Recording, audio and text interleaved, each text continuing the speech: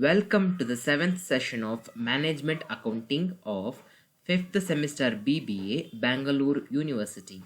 In this 7th session, we are going to discuss the meaning and definition of a ratio, accounting ratio, and ratio analysis.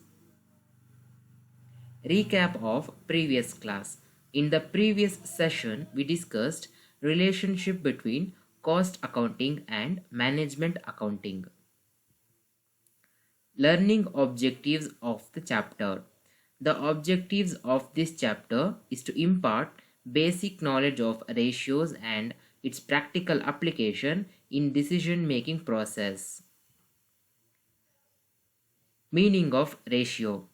A ratio is a simple arithmetical expression of the relationship of one number to another.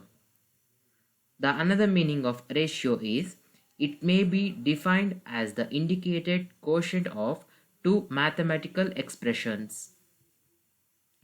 Definition of ratio. According to Wixon, Kell and Bedford, a ratio is an expression of the quantitative relationship between two numbers. Let's know the meaning of accounting ratio. Accounting ratio shows the interrelationship that exists among various accounting data.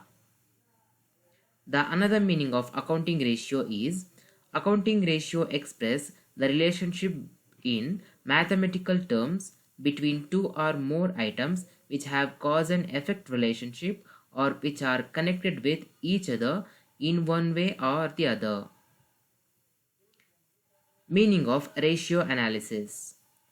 Ratio analysis is a technique of analysis and interpretation of financial statements.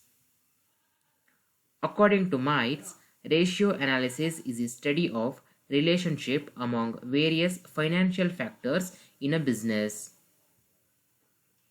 Mode of expression.